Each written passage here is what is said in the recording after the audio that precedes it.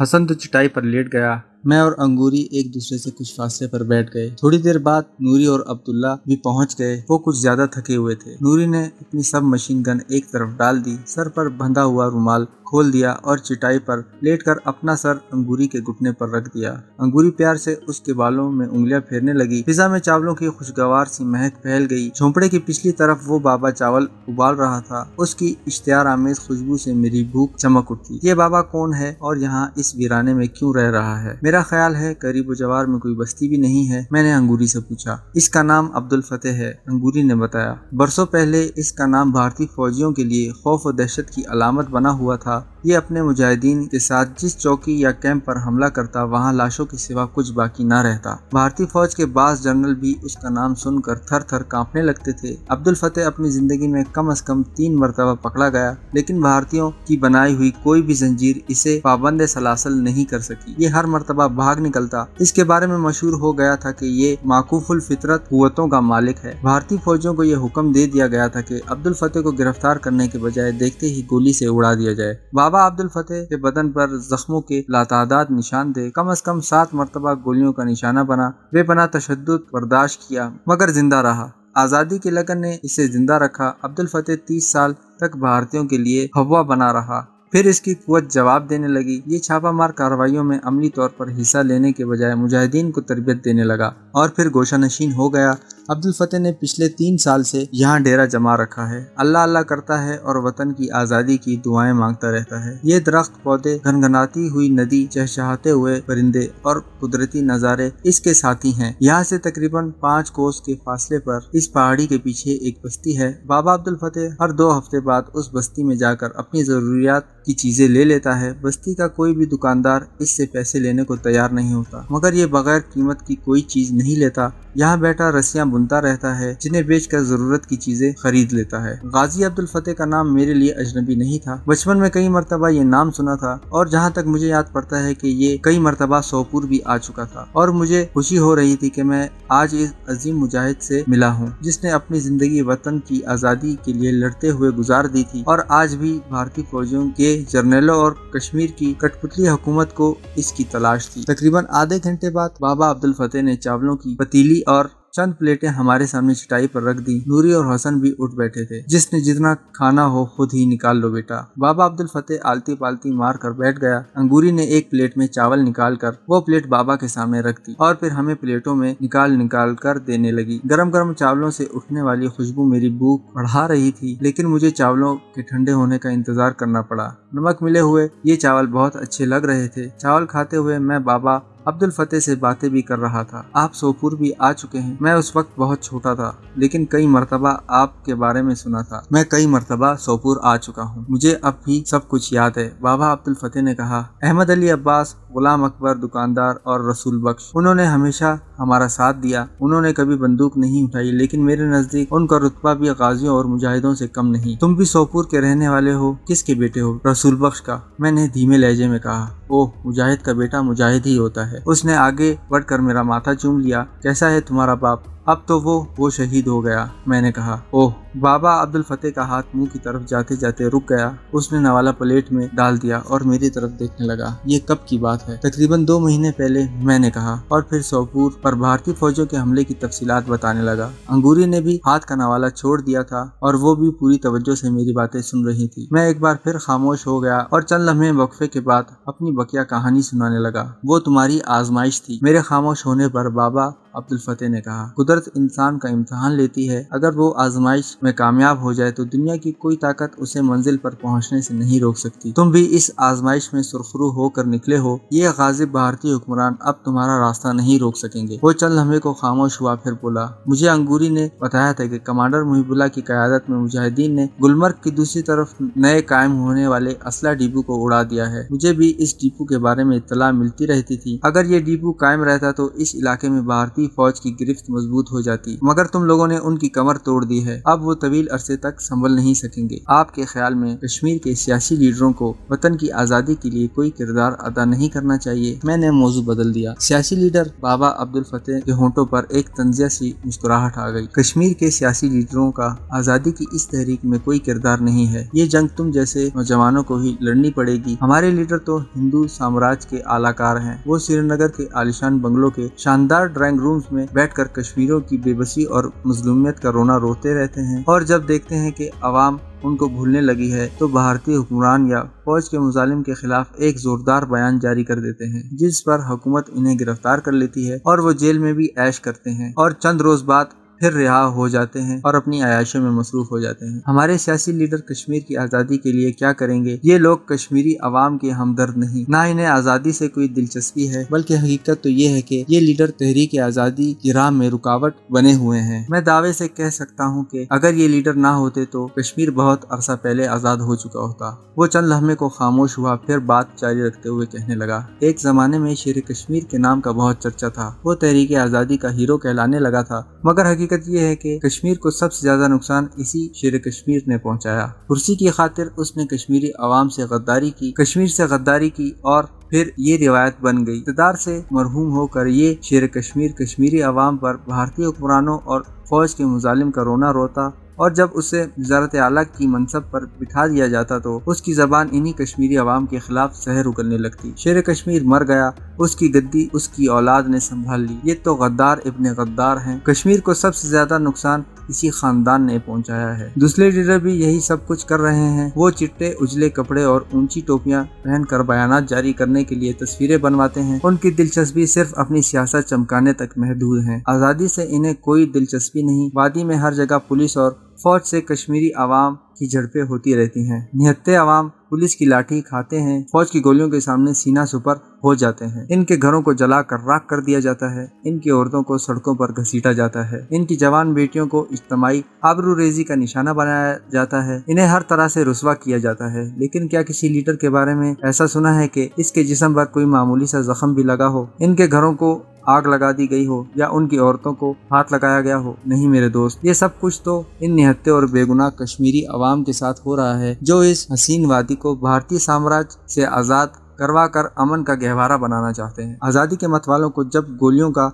निशाना बनाया जा रहा होता है, उनके घरों से आग के शोले उठ रहे होते हैं और उनकी औरतों को सड़क पर घसीटा जा रहा होता है, इस वक्त हमारे ये लीडर अपनी कोठियों के आलिशान ड्राइंग रूम्स में बैठकर सियासत कर रहे होते हैं और ये सोच रहे होते हैं कि मासूम कश्मीरियों के जिस्म से बहने वाले खून से वो ज्यादती तौर पर ज्यादा से ज्यादा कितना और किस तरह फायदा उठा सकते हैं। बाबा अब्दुल फतेह चंद लम्हे को खामोश हो गया। उसकी इन बातों से अंदाजा लगाया जा सकता था कि वो कश्मीर के सियासी लीडरों से किस कदर बददिल था। ये सब कुछ मैं इसलिए कह रहा हूँ कि वो बात जारी रखते हुए कहने लगा, मैं इन लीडरों से मायूस हो चुका हूँ। इन्हें सिर्फ अपनी सियासी दुकान से दिलचस्पी है जिसे वो चमका रहे हैं। ये कश्मीर की आज़ादी नहीं चाहते, बल्कि इस मामले को उलझाए रखना चाहते हैं। इनके किरदार बहुत घिनौने हैं। तुम इनके अंदर झांक कर देखो तो तुम्हें भी इनसे नफरत हो जाएगी। मैं तुम्हें एक लीडर की बात बताता हूँ। वो खामोश होकर मेरी तरफ देखने लगा, फिर बोला, ये अपने आप को कश्मीरी अवाम का बहुत बड़ा हमदर्द और बहुत बड़ा लीडर समझता है। उसके बयानात सुनकर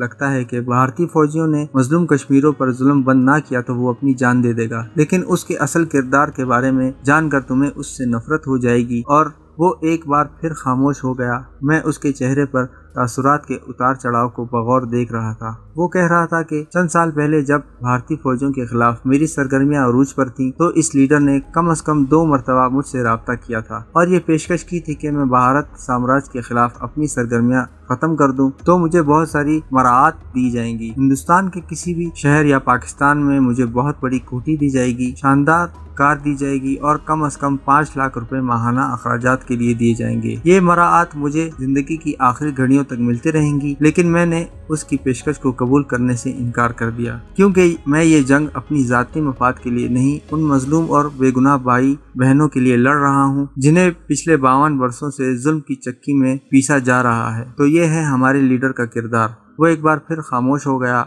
उसकी नजरें मेरे चेहरे पर मरकूज थीं। सब लीडर ऐसे बेज़मीर नहीं हैं। बाज लोगों के दिल में वाकई कश्मीरी अवाम की हमदर्दी है। वो भी भारतीय तसल्लुत से वादी को आजाद कराना चाहते हैं, लेकिन इन्हें आगे नहीं आने दिया जाता। इन्हें अपनी बात कहने का मौका नहीं दिया जाता। लीडरों ने मुझे बड़ा मायूस किया है, लेकिन मैं कश्मीर के मुस्तकबिल से मायूस नहीं हूँ। कश्मीर जरूर आजाद होगा और सियासी लीडर नहीं बल्कि तुम जैसे सर फिरे नौजवान आजादी दिलाएंगे। मैं सियासत का तालिब इल्म नहीं हूँ। मैंने तो सिर्फ मैट्रिक तक तालीम हासिल की थी। जमाना तालीम के दौरान भी मुझे सियासत में कोई दिलचस्पी नहीं थी, लेकिन ये देख देख कर मेरा दिल कुड़ता रहता था कि गाजिब और जालिम हिंदुओं ने हमारी आज़ादी सल्ब कर रखी है। वो ताकत के बलबूते पर हमें दबाए रखना चाहते हैं। कमांडर रशीद और दूसरे मुजाहिदीन हमारे कस्बे में आते रहते थे। मैं उनकी बातें सुनता रहता था। हर रात कस्बे के कुछ लोग हमारे घर आ जाते थे और बैठक में बैठकर देर तक बातें करते रहते थे। लीडरों के बयानात पर तबसरे होते थे। कठपुतली हुक्मरानों के किरदार का तज़किया किया जाता था। और फिर अपने वालिदैन की शहादत के बाद मैंने राइफल उठाई तो मुजाहिदीन की बातें सुनकर मुझे पता चला कि सियासत क्या होती है, मगर उस वक्त भी मैंने ज्यादा गहराई में जाने की कोशिश नहीं की थी। और आज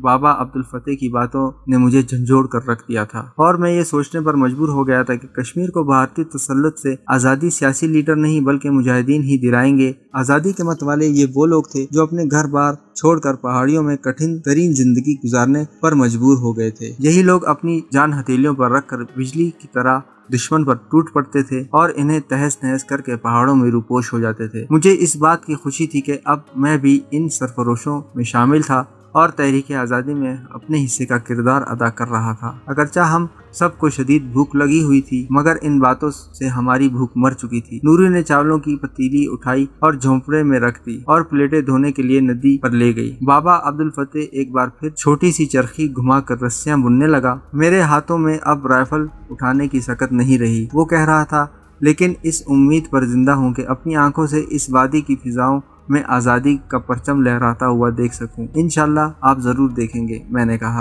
अब्दुल्ला और हसन भी उठकर हमारे से कुछ दूर दरख्तों के नीचे घास पर बैठ चुके थे। मैं बज़ाहिर बातें तो बाबा अब्दुल फतेह से कर रहा था, मगर मेरा ध्यान अंगूरी की तरफ था जो बैठी ऊँग रही थी। अरे बेटी अंगूरी, तुम जाकर सो जाओ, बहुत थकी हुई लग रही हो, बाबा अब्दुल फतेह ने अंगूरी की तरफ देखते हुए कहा। अंगूरी उठकर झोंपड़े में चली गई। मैं कनखियों से उसकी तरफ देख रहा था। झोंपड़े में चटाई बिछी हुई थी और चंद कंबल तय किए एक तरफ रखे हुए थे। वो एक कोने में लेट गई। नूरी भी प्लेटें वगैरह धोने के बाद अब्दुल्ला और हसन के करीब जा बैठी थी। मैं कुछ देर बाद अब्दुल फतेह से बातें करता रहा और फिर चटाई पर लेट गया। थोड़ी ही देर बाद मेरी आंखें बंद होने लगी थी। दिन सोते हुए गुजरा और रात को नींद आंखों से दूर रही। हसन, अब्दुल्ला और नूरी तो जल्द ही सो गए थे। अंगूरी मेरी तरह दिन में अपनी नींद पूरी कर चुकी थी। वो भी मेरी तरह बाबा अब्दुल फतेह से बातें कर रही थी। बाबा अब्दुल फतेह अपनी जवानी के किस्से सुना रहा था। अब्दुल फतेह के बारे में मैंने भी बचपन में बहुत कुछ सुन रखा था और अब इस गाजी से इसके कारनामों की तफसील सुन रहा था। बाबा ने बातें करते करते कमीज ऊपर उठा दी। ये देखो, वो सीने की तरफ इशारा करते हुए बोला, ये जख्म नहीं, मेडल है जो मेरी बहादुरी का एतराफ करते हुए भारतीय फौजियों ने मेरे सीने पर सजाया था।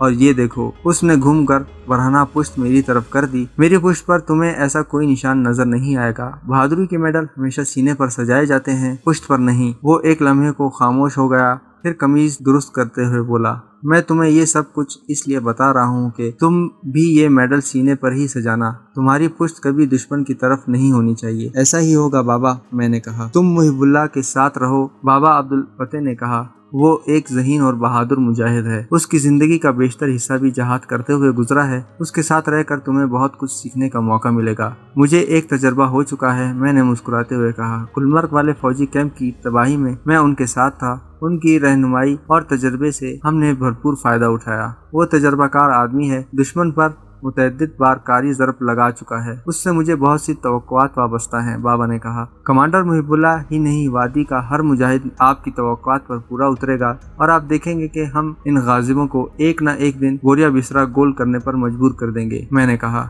इंशाल्लाह, अंगूरी बोल उठी। बाहर झाड़ियों की सरसराहट की आवाज सुनकर मैं चौंक गया और उस तरफ देखने लगा। झोंपड़ी के दरवाजे के सामने लालटेन रखी हुई थी। उसकी रोशनी मेरी आंखों पर पड़ रही थी और बाहर अंधेरा था, कुछ दिखाई नहीं दे रहा था। लेकिन एक मिनट बाद आवाज दोबारा सुनाई दी। यूं लगा जैसे कोई बहुत मोहतात अंदाज में झाड़ियों में चलने की कोशिश कर रहा हो। मैंने लपक कर अपनी सब मशीन गन उठा ली। परेशान होने की जरूरत नहीं, कोई जानवर होगा। बाबा अब्दुल फतेह ने पुरसुकून लहजे में जवाब दिया, जानवर पानी पीने के लिए चश्मे पर आते रहते हैं। मैंने राइफल हाथ से ना छोड़ी और आंखें फाड़ कर बाहर अंधेरे में घूरने लगा और फिर एक मानूस आवाज सुनकर मैं मुतमईन हो गया। वो आवाज ऐसी थी कि जैसे कोई पहाड़ी बकरा या ऐसा ही कोई जानवर पानी पी रहा हो। मैंने राइफल रख दी। ये जगह बहुत महफूज है, बाबा अब्दुल फतेह ने फिर कहा। दोनों तरफ सड़क कम से कम 5-5 कोस के फासले पर है। ये रास्ता इतना दुश्वार गुजार है कि भारतीय फौजी सड़क से इधर आने की हिम्मत नहीं कर सकते। 2 साल पहले एक मर्तबा उन्होंने ऐसी कोशिश की थी, लेकिन मुजाहिदीन के घेरे में आ गए। उनमें से कोई भी वापस ना जा सका। भेड़िए कई रोज तक उनकी लाशों पर जाफियात उड़ाते रहे। हम काफी देर तक बातें करते रहे। बाबा अब्दुल फतेह के हाथ में रस्सी बुनने की चरखी मुसलसल चल रही थी। वक्त बहुत धीरे धीरे बीत रहा था। अंगूरी भी अब ऊँग रही थी। इस वक्त सर्दी भी बढ़ गई थी। मैंने एक कंबल उठाकर अपने ऊपर डाल लिया। थोड़ी ही देर बाद अंगूरी नूरी के करीब लेट कर सो गई। बाबा अब्दुल फतेह भी एक तरफ चटाई पर लेट गया और कुछ देर बाद उसके खर्राटों की आवाज सुनाई देने लगी। मुझे नींद नहीं आ रही थी। मैं राइफल उठाकर झोंपड़ी के दरवाजे के करीब बैठ गया और तारीकी में घूरता रहा। वक्फे वक्फे से जंगली जानवरों के पानी पीने की आवाज भी आती रही। झोंपड़े के पास अगरचा लालटेन रोशन थी, लेकिन वो तमाम जानवर बेजरर थे। किसी ने भी झोंपड़े की तरफ आने की कोशिश नहीं की थी। कभी कभार दूर से किसी भेड़िए की आवाज भी सुनाई दे जाती थी। सर्दी से बचने के लिए मैंने कंबल ओढ़ रखा था।